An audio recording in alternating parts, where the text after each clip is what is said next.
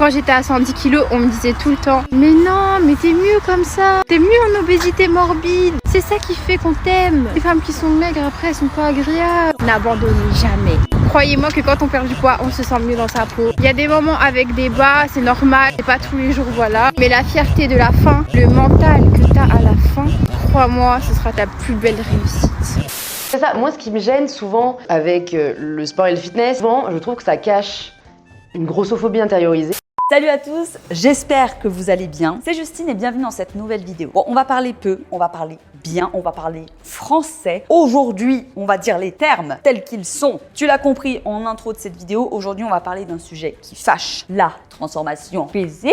Et croyez-moi, aujourd'hui le thé sera chaud, le thé sera bouillant. Installe-toi confortablement, mais avant ça, je t'invite tout de suite à t'abonner à la chaîne. Rappelle-toi, je t'avais dit, si jamais tu étais déjà passé par là, qu'à partir de 700 000 abonnés, on aurait un nouveau programme gratuit sur la chaîne YouTube. Surprise, il est sorti un peu avant pour que vous l'ayez, pour vous préparer pour cet été ou même pour la rentrée. Donc je compte sur vous, on est à ça quand même de les atteindre ces 700K, ça serait sympa qu'on passe le cap quand même, qu'on s'était fixé ensemble. Et surtout, n'hésite pas à lâcher un petit like à cette vidéo, ça me permettra de me soutenir dans mon travail et de favoriser la poussée de cette vidéo avec l'algorithme YouTube. Tu seras un petit sirop d'agave sur un petit pancake healthy si tu fais ça. Ceci étant dit, commençons. Donc j'ai pris le cas de cette jeune fille qui s'appelle Julie. Je vous remets son compte TikTok à l'écran. C'est la jeune fille que vous avez vue en début de vidéo. C'est son extrait qui va être intéressant dans le cas de Julie. Et c'est pour ça qu'on traite le sujet ensemble aujourd'hui en vidéo. C'est que Julie, c'est une fille qui a vécu le surpoids, l'obésité et qui a perdu plus de 40 kilos aujourd'hui. Ce qui explique qu'elle a reçu énormément de critiques lorsqu'elle a décidé de commencer à se transformer pendant sa transformation et aujourd'hui qu'elle partage son évolution. Surtout du fait qu'elle explique qu'elle est mieux aujourd'hui dans sa peau et dans son mode de vie. Pour une fois que justement ce n'est pas une fit girl déjà mince, skinny et fit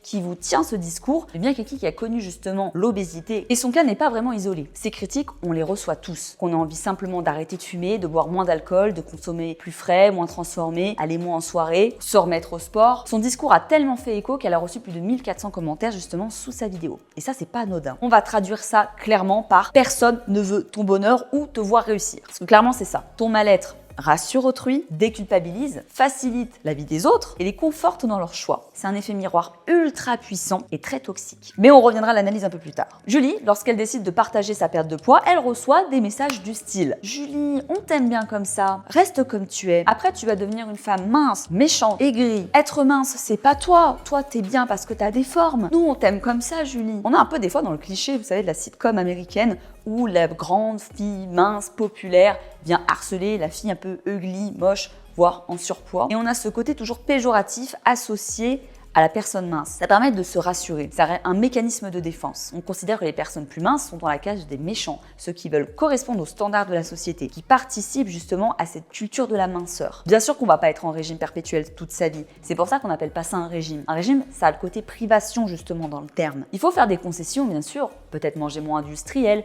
Peut-être qu'au lieu de manger 3 fois par semaine McDo, sushi, kebab, des frites, etc., tu vas le faire qu'une seule fois par semaine. Réduire sans jamais supprimer. C'est changer step by step des choses dans son quotidien. Et ton hygiène de vie globale, elle va être impactée et ça va favoriser justement ta perte de poids que tu pourras ensuite stabiliser. C'est ça que beaucoup de gens ont du mal à comprendre. Ce qui t'a fait grossir pendant des années, ce style de vie, qui a fait que par exemple Julie a dépassé la barre des 110 kilos. Si tu changes les facteurs de ton style de vie qui t'ont amené à ce surpoids ou à ce mal-être ou parfois à des maladies, tu n'auras pas justement cet effet yo-yo et tu ne reprendras pas tout le poids perdu après un rééquilibrage alimentaire parce que tu auras changé tes habitudes de vie. Attention, j'ai pas dit que c'était facile, mais c'est possible. Alors que si tu fais une diète restrictive, là, les gens qui font des trucs extrêmes pendant un mois parce qu'ils sont pressés, etc., mais qui reviennent après, une fois le poids atteint, parce que ces gens-là, ils reviennent à leur alimentation d'avant. L'alimentation ou le style de vie qui les a fait grossir, qui les a fait être en mauvaise santé, juste après leur régime restrictif, une fois le palier atteint. Et c'est là qu'on reprend tout et qu'on a cet effet yo-yo toute sa vie et qu'on est en régime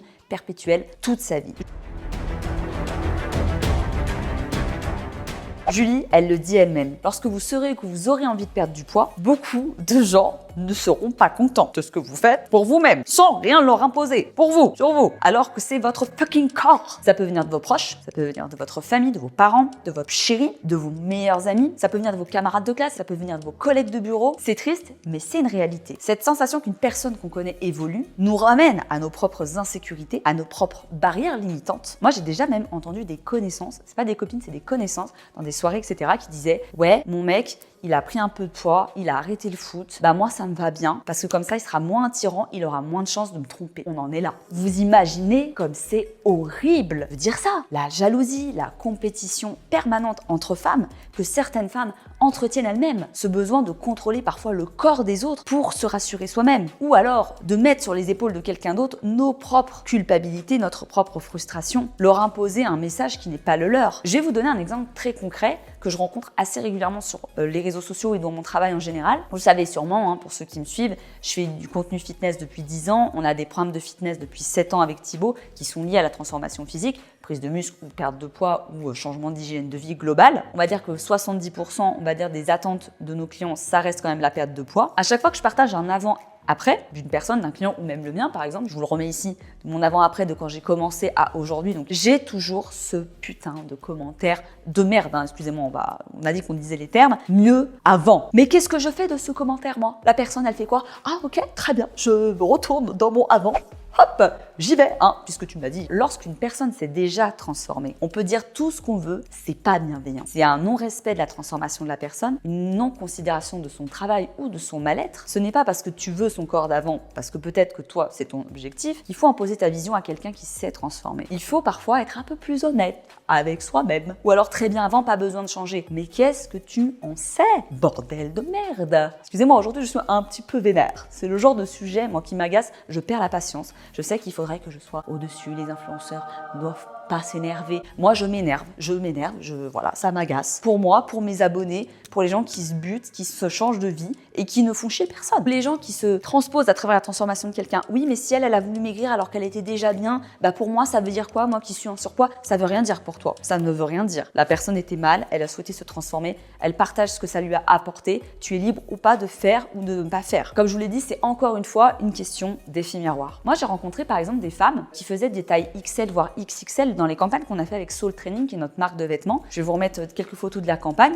C'est des filles qui sont influenceuses body positive. Elles transpirent justement le self-love. Ça se sent en elles. Elles sont pas frustrées, elles ont vraiment accepté leur corps et elles sentent qu'elles sont bien comme ça, qu'elles n'ont pas besoin de mincir. Il y a des gens qui sont mal dans leur peau, qui se voilent la face et qui n'osent pas se transformer. Le surpoids peut être dangereux au niveau santé, mais si en soi vous êtes bien avec votre corps, c'est entre vous et vous-même et c'est votre propre choix. Être un compte de fitness n'impose pas à tout le monde de se transformer. Chacun fait ses propres choix avec son propre corps. Et si tu te sens bien dans un corps plus fort, avec plus de forme, plus size, mais c'est génial. Chacun voit midi à sa porte. Ce n'est pas une guerre entre deux clans. Pour moi en tout cas. Vous allez me dire, oui mais Justine, dans ce cas-là, ton discours ça veut dire gros égale malheureux et mince égale heureux, mieux dans sa peau, c'est merveilleux, on gagne de l'argent, on est célèbre, bref. Eh bien en soi, oui, vous avez raison. On peut l'entendre un petit peu comme ça. Et c'est quelque chose qu'on a abordé dans une vidéo que j'ai sortie qui s'appelle « Mincir vous rendra heureux ». Si vous n'avez pas réglé vos insécurités et comment dire, vos traumatismes personnels qu'on a tous, vous ne serez quand même pas heureux, même avec 10 kilos en moins. Vous serez un peu mieux dans votre peau, etc. Mais ça réglera jamais les problèmes, vous savez, profonds qu'on a tous au fond de nous. Moi, je milite absolument pour les psys de couple, les psys perso, les personnes qui ont des TCA, qui ont besoin de faire des régimes à outrance, qui tombent parfois dans l'anorexie. Les TCA, ça peut être la boulimie, des comportements alimentaires un peu borderline, etc. Allez consulter des psys. N'attendez pas d'être au pied du mur. Moi, je manque de temps, mais il faut absolument que je me trouve un psy pour arriver à gérer ma vie personnelle.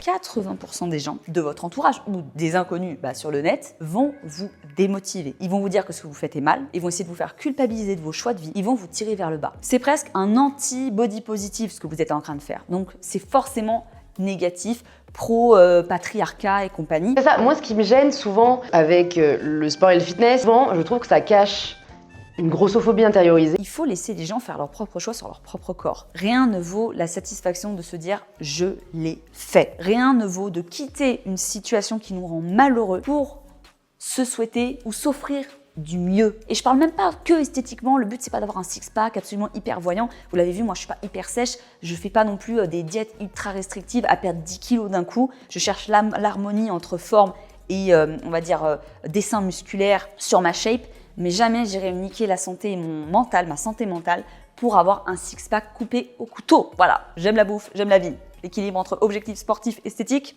et bon vivant. Kylian, qui est derrière l'écran, peut en attester. On fait des apéros au QG. Le bar, c'est saucisson, chips et bière. Ah oui. Voilà. Merci Kylian.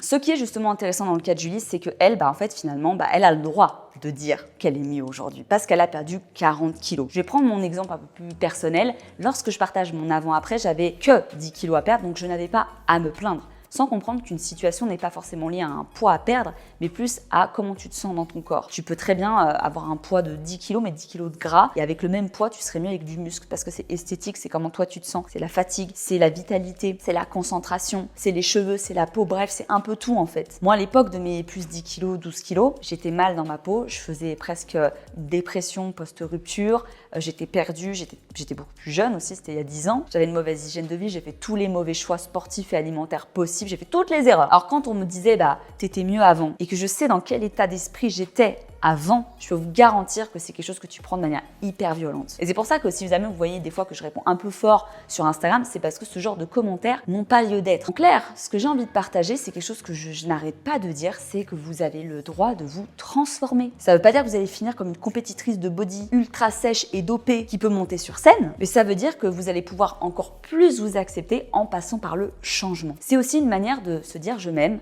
je me mets en priorité, je m'accorde des moments pour faire du sport, que ce soit pour l'esthétique physique avec un objectif ou pour le bien-être, pour se vider la tête. Je suis sûre que vous avez déjà vécu ce genre de situation où les gens vous jugent différemment parce que vous avez changé esthétiquement alors que vous n'avez pas changé votre personnalité ou votre comportement. C'est un sujet qu'on avait déjà abordé sur la chaîne avec la vidéo d'Ivan BD, qui est un youtubeur, acteur qui fait des contenus humoristiques, qui a encore plus développé son contenu sur YouTube depuis ces dernières années. En parallèle, une passion pour la musculation, donc qui s'est développée au niveau sportif, qu'il le partage un petit peu à droite à gauche. En fait, comme les gens en France, ils aiment bien les cases, c'est un youtubeur humour, nous parle pas de muscu, reste le pote un peu sympathique, un peu bedonnant, là, qui nous fait rire, mais devient pas trop musclé, etc. Tu deviens superficiel. On a vu aussi ce phénomène, par exemple, où les communautés rejetaient leurs influenceurs parce qu'ils changeaient de physique sans changer de contenu, ni de même d'attitude. Par exemple, avec toutes les transformations de youtubeurs qui ont eu lieu ces dernières années. Je vous en mettrai quelques-unes à l'écran. J'ai en tête notamment McFly et Carlito. Pas mal aussi de youtubeurs un peu humour, lifestyle ou gaming. Les streamers aussi, pas mal. On a eu Fast Good Cuisine il y a quelques années déjà. Moi, j'avais fait une vidéo sur Johan Patz. On a eu Pierre Cross aussi il y a de nombreuses années. J'en ai moins trouvé en filles des exemples. Alpha Cast, qui est un youtubeur gaming, il me semble, et qui ont été vivement critiqués par leur communauté parce qu'ils ont commencé à évoluer physiquement. Et même une transformation si physique de Squeezie, dont il a quasiment jamais parlé, mais qui s'est vu physiquement. On a eu le cas il y a pas longtemps, j'ai pas le nom, si je vous le retrouve, je vous le mettrai à l'écran. Là, dans l'actualité récente, un rappeur qui a perdu énormément de poids et qui disait qu'il avait besoin de ça pour mieux performer sur scène et pour se sentir mieux dans sa peau. Alors, dans le milieu du rap, t'imagines bien que c'est pas très bien passé. Et que les gens disaient, ouais, mais moi, je te préfère parce que justement, moi, ce que j'aimais chez toi, c'est que tu sois gros. T'imagines la violence? Et j'aime pas ce discours un peu hypocrite qu'il y a sur les réseaux et qu'on commence déjà un peu à dénoncer, et ça, c'est cool.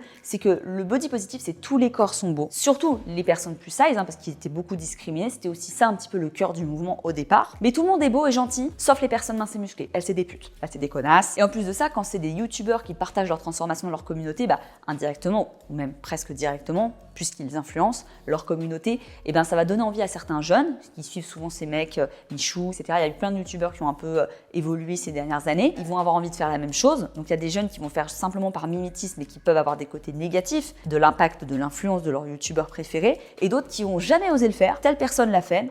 Putain, vas-y, moi aussi j'ai envie de le faire. En plus, c'est quelqu'un qui n'est pas issu du milieu du fitness. Très important de le noter, ce n'est pas un influenceur ou un youtubeur fitness, ce qui donne le côté encore plus accessible à la chose.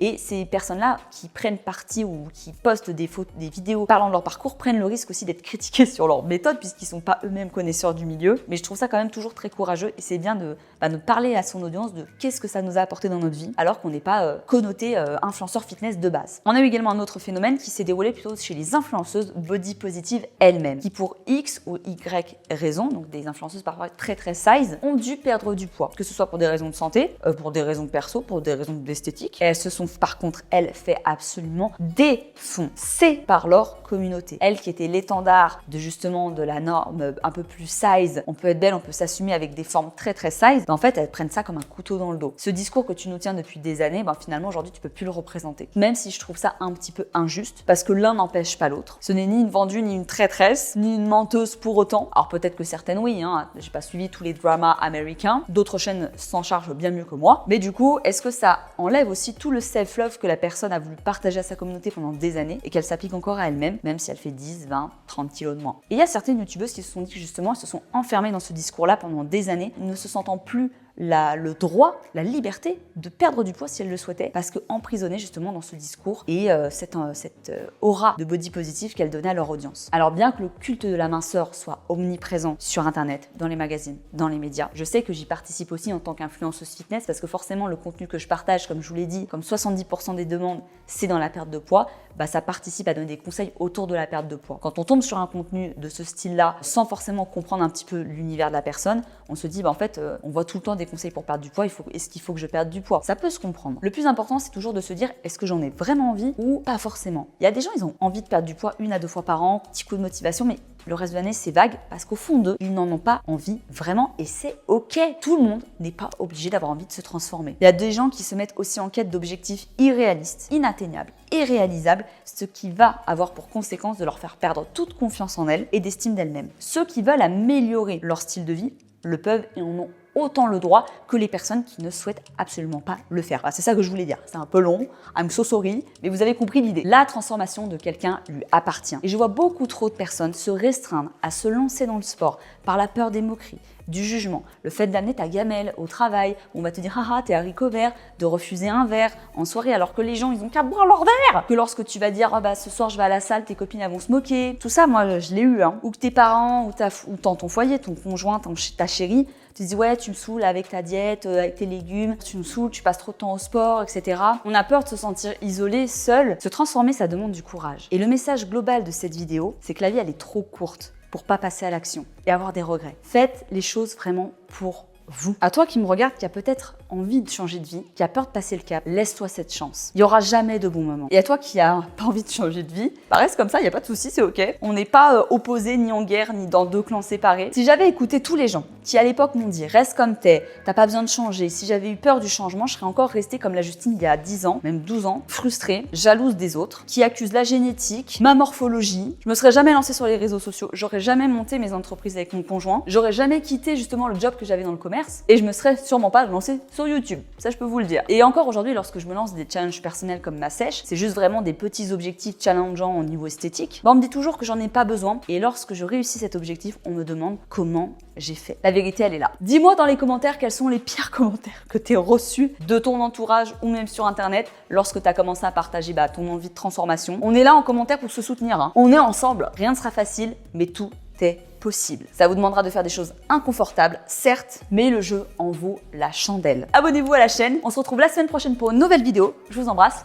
Ciao, ciao!